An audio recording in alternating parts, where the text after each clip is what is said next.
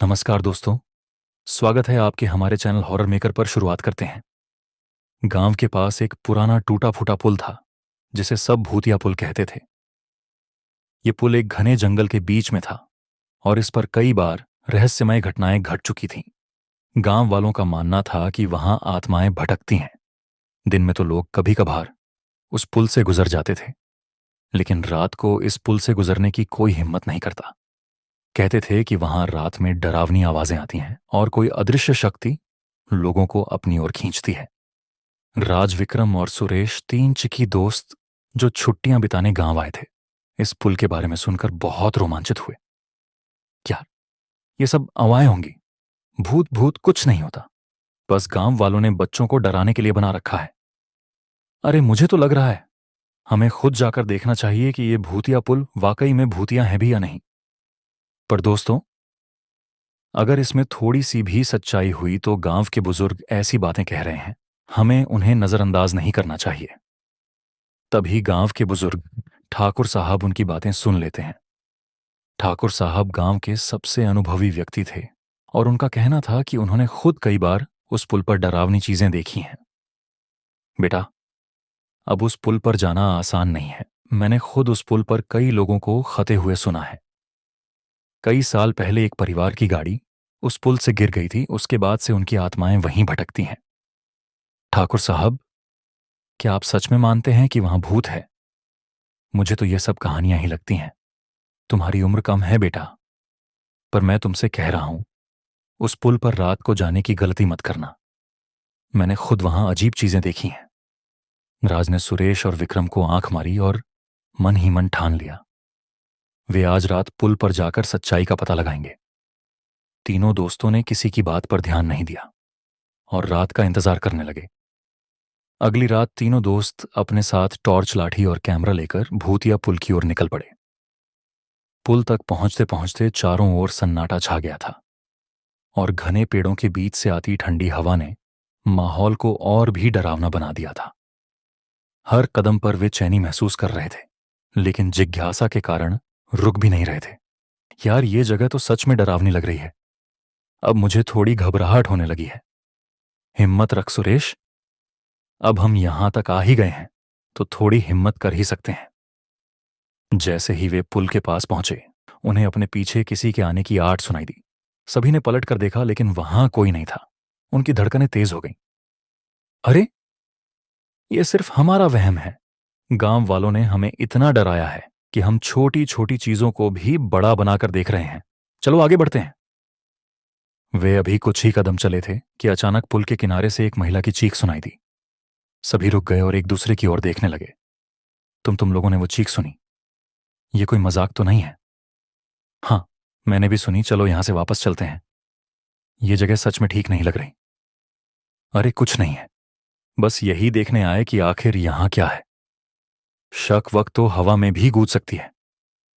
पहली रात के अनुभव के बाद भी राज को संतोष नहीं हुआ। उसके अंदर का जिज्ञासु उसे बार बार उसी पुल की ओर खींच रहा था। अगली रात राज ने अकेले जाने का फैसला किया। राज के घर से निकलते समय सुरेश और विक्रम उसे रोकने की कोशिश करते हैं।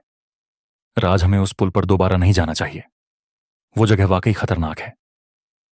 अरे तुम लोग कितने डर, कल कुछ भी तो नहीं हुआ। मुझे तो लगता है वो चीख भी हमारे डर की वजह से सुनाई दी थी। हमारे साथ चलना है तो ठीक है, वरना अकेले मत जाओ। देखो, तुम लोग अगर नहीं चलना चाहते तो मैं अकेला ही जा सकता हूं। मुझे इस भूतिया पुल का रहस्य सुलझाना ही है। सुरेश और विक्रम उसके साथ जाने के लिए राजी हो गए। तीनों फिर उसी पुल की ओर निकल पड़े।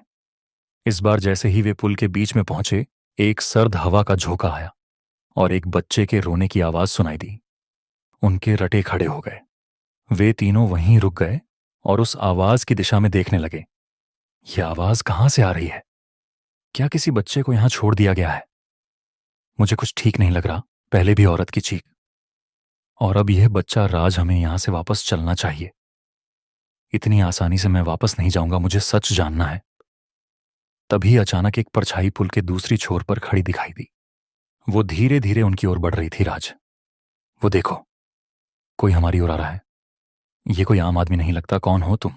सामने वो परछाई कुछ नहीं बोली, लेकिन उसके पास आते ही उसकी शक्ल डरावनी और विकृत हो गई। तीनों दोस्त अब पूरी तरह घबरा चुके थे।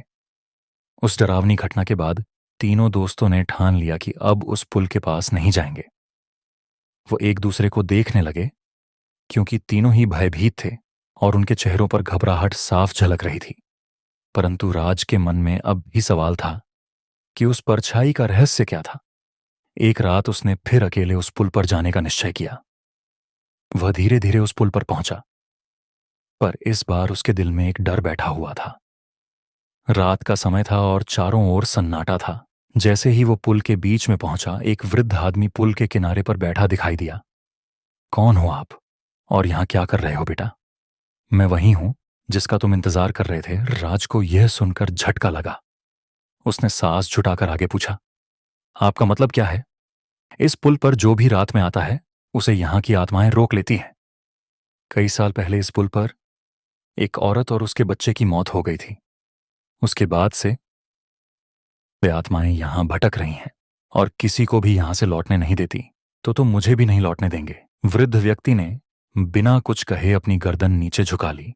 उसकी आंखें खून जैसी लाल हो गईं और उसका चेहरा डरावना हो उठा। राज की रूह कांप गई। उसने समझ लिया कि ये आदमी भी उन आत्माओं में से एक है। राज ने पूरी ताकत से दौड़ लगाई और किसी तरह वहां से निकलकर गांव लौट आया।